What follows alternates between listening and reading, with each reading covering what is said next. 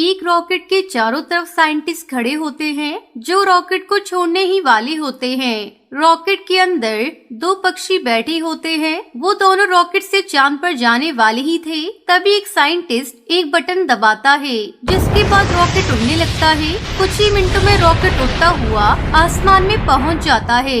तभी रॉकेट के अंदर से एक पक्षी अपने पार्टनर से कहता है, अरे क्या इस रॉकेट में कुछ खाने के लिए रखा है? अरे भाई, अगर तुझे भूख लगी थी तो पहले ही कुछ अपने लिए खाने के लिए रख लेता। अब तुझे रॉकेट में खाने के लिए क्या मिलेगा? अरे यार, मुझे तो बहुत जोरों से भूख लगी है, अब मैं क्या करूं? कालू बंटी को कुछ कहता है। इतने में उसे चांद दिखने लगता है। अरे वाह, क्या बात है, ये चांद कितना खूबसूरत नजर आ रहा है। चलो रॉकेट को चांद के पास ले चलो। कालू रॉकेट को चांद के पास ले जाता है। चांद के नजदीक पहुंचने के बाद बंटी को चांद पर कुछ नजर आता है। अरे बंटी, मुझे चांद पर एक ढाबा नजर आ रहा है। बंटी कालू की बातें सुनकर हंसने लगता है। हंसते हुए कहता है, हे भगवान, तुझे इतनी भूख लगी है कि तुझे चांद के ऊपर ढाबा नजर आ रहा है। कमाल की बात है। भला चांद पर कोई ढाबा हो सकता है क्या? अगर तुझे मेरी बात पर यकीन नहीं है तो मैं जैसा कहता हूँ वैसा कर और बाहर की तरफ रॉकेट को ले चल। कालू के कहने पर बंटी रॉकेट को चांद के ऊपर लैंड कर देता है। जैसे ही वो रॉकेट से बाहर निकलते हैं, वहाँ चांद के ऊपर एक ढाबा देखते हैं। अरे कालू, तू तो सच कह रहा था। यहाँ तो ढाबा भी है और लोग भी, लेकिन ये पक्षी इतने अजीब क्यों नजर आ रहे हैं? हे भगवान, ये सब मैं क्या देख रहा हूँ? ये तो पक्षी नहीं, ये तो भूत या चिड़िया की आत्मा है। और वहाँ देखो, ढाबे के अंदर तो भूत या चिड़िया की आत्मा खाना बना रही है। तुमने सही कहा। चलो यहाँ से चलते हैं, ये तो भूतों की दुनिया है।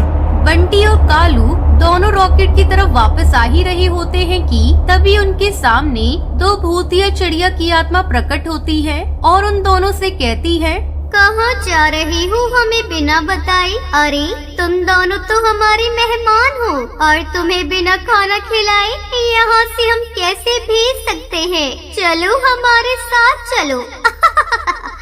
भूतिया टूनी चिड़िया की आत्मा और सुंदरी दोनों कालू और बंटी को जबरदस्ती अपने ढाबे की तरफ ले जाने लगती हैं। ढाबे के बाहर कई सारे भूतिया पक्षी बैठकर खाना खा रहे होते हैं। अरे कालू के बच्चे, तूने हमें यहाँ कहाँ फंसा दिया? अरे भूख लगने के कारण मुझे केवल ढाबा ही नजर आया। यहाँ बैठे भूत या चिड़िया की आत्मा तो मुझे नजर ही नहीं आए। मुझसे बहुत बड़ी गलती हो गई। अब हम लोग यहाँ से कैसे जाएंगे? वो दोनों जैसे ही ढाबे पर बैठते हैं, उनकी नजर चारों तरफ घूमती है। अरे जरा देखो, ये भूतिया पक्षी तो स्पेस के कीड़ों को मारकर उन्हें ही खा रहे हैं। भला हम ये सब कैसे खा सकते हैं? मुझे तो उल्टी आ रही है। अब हम लोग इन कीड़ों को कैसे खाएंगे? तभी उस ढाबे की दोनों भूतिया सास बहू उन दोनों के पास आती है। अरे बहू, हमारे मेहमानों को खाना तो परोसो।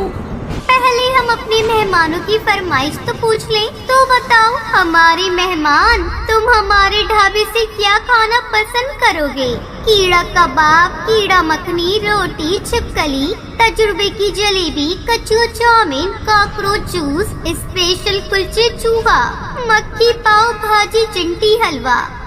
अरे वाह बहू, तुम्हें तो पूरी लिस्ट याद हो गई। चलिए तुम हमारे मेहमानों का ऑर्डर लो, मैं बाकी के कस्टमरों को देखती हूँ। ए भगवान, ये दोनों सास बहू तो हमें जबरदस्ती अपना ये कीड़े मकोड़ों का खाना खिलाकर ही रहेंगी। अब मैं क्या करूँ? कैसे जाऊँ यहाँ से? इस कालू के बच्चे ने तो आज अपनी भूख के चलते मरवा ही दिया मुझे। चलिए मैं आपके लिए अपने ढाबे की स्पेशल थाली ले आती हूँ। जरूर वो आपको बहुत पसंद आएगी। ये कहकर वो खाना लेने चली जाती है। अरे बेवकूफ, तेरी वजह से हमें यहाँ पर बैठकर कीड़े मकोड़े खाने पड़ेंगे। अरे मुझे क्या पता था? अरे हम तो चांद की सैर करने निकले थे। मुझे पता नहीं था कि आज चांद पर भूत या चिड़िया की आत्मा सास बहू का ढाबा मिलेगा। थोड़ी देर में भूतिया टूनी चिड़िया की आत्मा अपने ढाबे के बने हुए कीड़े मकोड़ों से बने खाने को उनके सामने लाकर धर देती है। मैंने बहुत प्यार से आप लोगों के लिए खाना बनाया है। खाना खत्म जरूर कर देना और नहीं किया तो तुम्हें ही कीड़ा बनाकर इन भूतिया पक्षी को खिला दूंगी। वो दोनों डरकर कीड़े मकोड़ों का खाना खाने वाली होते हैं। तभी उनकी तीसरी पार्टनर टुनटुनी उन्हें नींद से जगाती हुई कहती है, अरे कालू उठो, बंटी तुम भी उठ जाओ। तुम दोनों इतनी गहरी नींद में सो रहे हो। अरे क्या तुम दोनों चांद का सपना देख रहे थे? कहीं तुमने चांद पर ढाबे के अंदर खाना तो नहीं खा लिया? वो दोनों नींद में बड़बड़ाते हुए उठते हैं और अपने चारों तरफ देखते हैं। मैं वापस आ गया क्या? मैं कोई सपना देख रहा था। अगर ये सपना था तो बहुत अच्छी बात है। अरे बहुत हुआ, अब मुझे दोबारा चांद पर नहीं जाना। उन दोनों की बातें सुनकर टुनटुनी हैरान हो जाती है। अरे तुम दोनों कैसी बातें कर रहे हो? तुम दोनों एक साथ एक जैसे सपने कैसे देख सकते हो? ये तो मैं नहीं जानता, लेकिन चांद के ऊपर भूतिया चिड़िया की आत्मा सास बहू का ढाबा है और अब हम चांद पर नहीं जाएंगे। कालू टुनटुनी को अपने सपने के बारे में सब कुछ बताता है, जिसे सुनने के बाद टुनटुनी उन दोनों को छोड़कर अकेली ही चांद पर जाने का फैसला करती है। तुम दोनों की मेंटल कंडीशन बिल्कुल भी ठीक नहीं है। इस हालत में तुम दोनों का चांद पर जाना भी ठीक नहीं होगा। एक काम करो, तुम दोनों यहीं पर रुको, मैं अकेली चांद पर जाऊंगी।